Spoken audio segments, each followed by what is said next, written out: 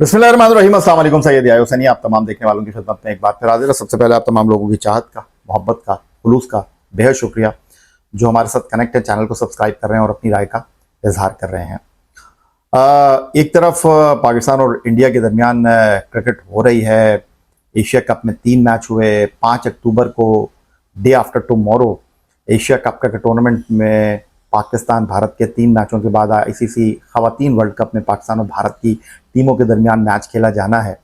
और Indian cricket board की तरफ से जो इस वक्त सूरत हाल और मामलात है उसमें वाज़ेह तौर पर यह कहा जा रहा है कि जो SOP उन्होंने रखे पाकिस्तान और भारत के मैचों के दौरान, यानी खिलाड़ी हाथ नहीं मिलाएंगे, खिलाड़ी मुस्कुराहटों का तबादला नहीं करेंगे, खिलाड़ी दूर दूर रहेंगे, यही तरीक़ाकार रहेगा खवातीन वर्ल्ड कप में भी। लेकिन दूसरी तरफ कल पाकिस्तान की खवातीन क्रिकेट टीम ने ICC वर्ल्ड कप 2025 जो कि भारत होस्ट कर रहा है, लेकिन पाकिस्तान फ्यूजन मॉडल के तहत 3 साल भारत के साथ भारत में जाकर क्रिकेट नहीं खेलेगा, तो पाकिस्तान अपने मैच श्रीलंका के शहर कोलंबो में खेल रहा है। पाकिस्तान का कल मैच था बांग्लादेश के साथ, और आई थिंक पाकिस्तान का ये टूर्नामेंट में सबसे आसान मैच था, क्योंकि लीग की बुनियाद पर खेले जाने वाले इस टूर्नामेंट में पाकिस्तान के लिए बहुत मुश्किल मैचेस हैं। लेकिन अनफॉर्चुनेटली फातिमा सना की क़यादत में खेलने वाली टीम पाकिस्तान की बैटिंग लाइनअप कोलैप्स हुई और टीम पाकिस्तान को बांग्लादेश के हाथों नाकामी का सामना करना पड़ा। याद रहिए वो 2 टीमें हैं जो लाहौर में क्वालिफाइंग राउंड खेलकर जो है वर्ल्ड कप में शामिल हुई हैं, और वेस्ट इंडीज़ की टीम जो है वो वर्ल्ड कप में पार्टिसिपेट नहीं कर रही। 2023 वर्ल्ड कप जो भारत में खेला गया था उसमें वेस्ट इंडीज़ की टीम नहीं थी, और वेस्ट इंडीज़ की खवातीन टीम भी जो है वो वर्ल्ड कप में शामिल नहीं है। लेकिन कल जो मैच पाकिस्तान की खवातीन टीम अच्छा नहीं खेली, उसमें एक वाकया तो मैं नहीं कहूँगा, उसको वाकया बनाने की कोशिश की जा रही है, एक कंट्रोवर्सी बनाने की कोशिश की जा रही है, जिस पर मेरा कहना यह है कि I think it's too much. मैंने बाकी तो भारतीय मीडिया नहीं देखा, लेकिन कुछ क्लिप्स जो मैंने देखे स्पोर्ट्स तक के, जिसमें भारत के रेनाउंड जर्नलिस्ट विक्रांत गुप्ता और उनके साथी जो है वो गुफ्तगू कर रहे हैं। मेरा ख्याल है क्रिकेट को क्रिकेट ही रहने दिया जाए तो अच्छा है। और 14 सितंबर को जो हाइप क्रिएट की गई, उसके बाद विक्रांत गुप्ता ने भी एक वीडियो की थी। उन्होंने कहा था कि यार क्रिकेट को क्रिकेट ही रहना चाहिए। उन्होंने कहा कि पाकिस्तान अच्छा खेलेगा तो पाकिस्तान की तारीफ होगी। फिर इरफान पठान जो बहुत ज़्यादा एग्रेसिव हैं, या हरभजन सिंह, या पाकिस्तान के फॉर्मर क्रिकेटर्स। मेरा ख्याल है कि हम जब क्रिकेट की बात करते हैं ना, तो क्रिकेट की ही बात होनी चाहिए। और सियासतदानों का काम है, वो आकर गुफ्तगू करें तो अच्छा होता है। लेकिन आप जब क्रिकेट में बिला वजह सियासत को लेकर आएंगे ना, बिला वजह कंट्रोवर्सी क्रिएट करने की कोशिश करेंगे ना, तो फिर अफसोस के अलावा आपके हाथ कुछ नहीं आएगा। अब कल इतनी लंबी गुफ्तगू हुई, चीज़ों को रबड़ की तरह खींचा गया, और सना मीर को कंट्रोवर्शियल बनाने की कोशिश की गई कि उन्होंने ये कैसे कह दिया कि नतालिया परवेज आज़ाद कश्मीर से ताल्लुक़ रखती हैं। फिर उसके बाद जो है वो सना मीर को एक्स अकाउंट पर जो है वो एक वजाहत देनी पड़ी, और उन्होंने क्या लिखा वो मैं आपको ट्रांसलेट करके बता देता हूँ। साबिक क्रिकेटर हैं, हॉल ऑफ फेम में पाकिस्तान की शामिल होने वाली पाकिस्तान की वाहिद खातून क्रिकेटर हैं। उनके खिलाफ इसको मैं प्रोपेगेंडा ही कहूँगा भारतीय मीडिया का। उस पर उन्होंने एक्स अकाउंट पर लिखा, ये अफसोसनाक है कि मामलात को बढ़ा चढ़ाकर पेश किया जा रहा है। खेलों से वाबस्ता अफराद को गैर ज़रूरी दबाव का सामना करना पड़ रहा है। अफसोस की बात है कि इस मामले पर अवामी सतह पर मुझे वजाहत देना पड़ रही है। पाकिस्तानी खिलाड़ी के आबाई इलाके और शानदार सफ़र को उजागर करना मेरा काम था। बतौर कमेंटेटर हमारी ये जिम्मेदारी है कि हम खिलाड़ी की कहानी बयान करें और खिलाड़ी की कहानी को बयान करने का हिस्सा बने कि वो कहाँ से आते हैं। मैंने 2 और रीजन से ताल्लुक़ रखने वाले खिलाड़ियों का भी जिक्र किया। बराए मेहरबानी इस मामले को सियासी रंग न दिया जाए। मेरे दिल में कोई बुग़्ज़ या किसी के जज्बात को ठेस पहुँचाना मकसद नहीं है।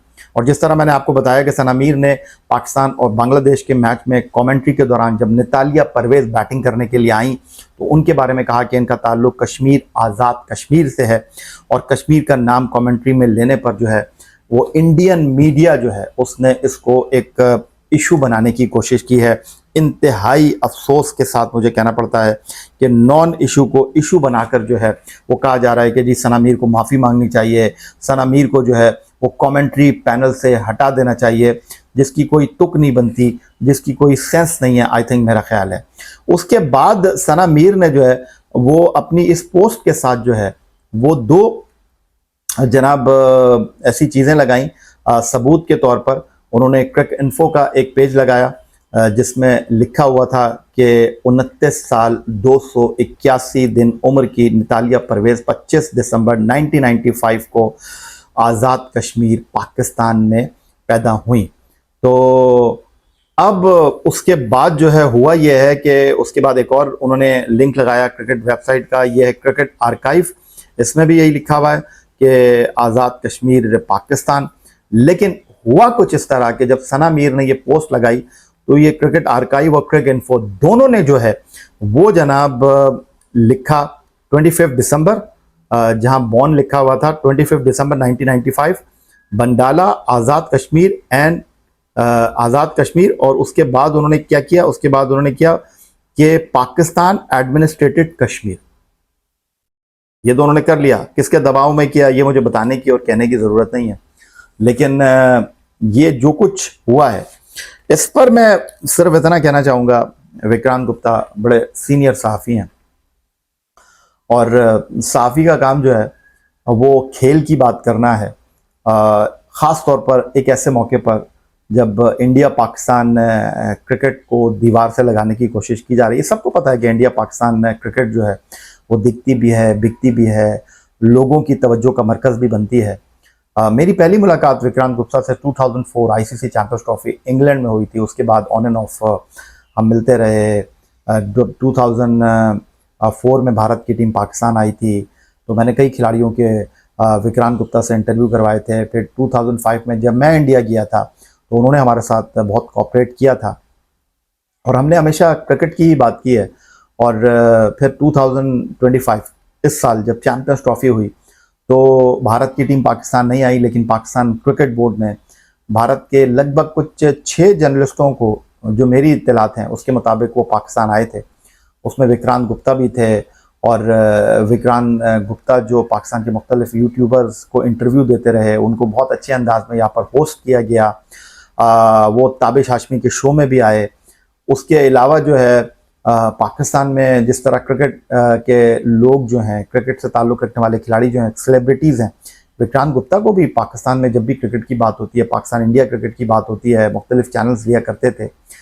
लेकिन जब से ये पाकिस्तान और भारत की मई में जंग हुई है उसके बाद से जो विक्रांत गुप्ता ने स्टांस लिया है, वो जिस अंदाज में गुफ्तगू कर रहे हैं, बहुत ही अजीब व गरीब, मैं ये लफ्ज़ इस्तेमाल करूँगा इंतहाई अफसोस के साथ, कि वो खुद कभी ये कहते हैं कि सिर्फ क्रिकेट की बात करनी चाहिए, अगर इंडिया अच्छा करे तो उसको अप्रिशिएट करना चाहिए, अगर पाकिस्तान के खिलाड़ी अच्छा परफॉर्म करें तो उसको अप्रिशिएट करना चाहिए। मैं अपना एक्सपीरियंस बताऊँ, अभी मैं जब दुबई में एशिया कप क्रिकेट टूर्नामेंट के दौरान था और बहुत सारे लोग मुझसे पूछते हैं कि जी इंडियन मीडिया मैनेजर ने आपको सवाल करने का मौका नहीं दिया तो आप कर लेते सवाल। मैंने कहा नहीं, ये तरीक़ाकार नहीं है, ये तहजीब नहीं है, ये तमद्दुन नहीं है। जो एक SOP है हम उसी को फॉलो करेंगे। और मैं हाथ उठाता रहा। कोई लगभग 35 मिनट की प्रेस कॉन्फ्रेंस थी। 2 पाकिस्तानी सहाफ़ियों को उन्होंने सवाल करने का मौका दिया। एक का सूर्या कुमार यादव ने जवाब नहीं दिया, जो बहुत मीडिया में वायरल भी हुआ। मैं हाथ उठाता रहा, उन्होंने मेरा सवाल नहीं लिया और मैंने इसका बुरा नहीं मनाया। जो तरीक़ाकार था वो यही तरीक़ाकार था। और उसके बाद जब इंडिया पाकिस्तान का फाइनल था, उससे पहले जो इंडिया टुडे के, आई थिंक मेरा ख्याल है निकल राज या निकल नाज नाम है उनका, विक्रांत गुप्ता के साथ ही वो काम करते हैं, उनके साथ हमारी बड़ी अच्छी गुफ्तगू हुई। और मैंने सिर्फ क्रिकेट पर उनसे बात की, टीमों की परफॉर्मेंस के हवाले से बात की, टीमों के बैलेंस के हवाले से बात की, टीमों के चांसेस के हवाले से बात की। खलीज टाइम के ऋतुराज, उनका ताल्लुक भी इंडिया से है, वो भी मेरे साथ थे। फिर उसके बाद मैंने चौधरी साहब जो कि एक न्यूज़ के लिए लाहौर में खिदमत अंजाम देते हैं, मेरे साथ राज जो कि हिंदुस्तान टाइम के डिजिटल मीडिया को देखते हैं, उनके साथ मेरी बात हुई। इवन मीडिया बॉक्स में भी भारतीय सहाफ़ियों के साथ गुफ्तगू होती रही। लेकिन ये जो तरीक़ाकार इस वक्त विक्रांत गुप्ता का है, ये इंडियन मीडिया का है, सना मीर को कंट्रोवर्शियल बनाने का, बहुत ही मैं इस पर अफसोस का इजहार ही कर सकता हूँ कि आप कंट्रोवर्सीज़ बनाइए, क्रिएट कीजिए, लेकिन जो कंट्रोवर्सी है ही नहीं, जिसका कोई सर पैर है ही नहीं, आप इस हद तक जाएंगे, इस पर सिर्फ मैं अफसोस ही कर सकता हूं। क्योंकि देखिए, अगर पहले, अब बेंगलुरु कहते हैं, पहले बेंगलोर कहते थे, तो अगर कोई खिलाड़ी जो है उसका ताल्लुक बेंगलोर से है, अब वो बेंगलुरु हो गया, तो हम यही कहेंगे यार बेंगलुरु का। लेकिन अब जो है वो लोग इसको इशू बनाते हैं कि यार हमने ऐसा क्यों नाम ले लिया, पहले मुंबई था, पहले बॉम्बे था, अब मुंबई हो गया। तो सना मीर ने उतना ही काम किया, सना मीर ने कोई आगे पीछे काम नहीं किया। अब क्रिकेट इन्फो ने जो है उसको चेंज कर दिया, वो अलग बात है। लेकिन जब सना मीर कमेंट्री कर रही थी, उन्होंने यही बताया कि नितालिया परवेज जो है आज़ाद कश्मीर से उनका ताल्लुक है, और एक बहुत ही बाहिम्मत खातून है, बहुत मेहनत उन्होंने की है, वो अपनी क्रिकेट को आगे बढ़ाने के लिए लाहौर आई। अब इसमें क्या इशू आप बना रहे हैं?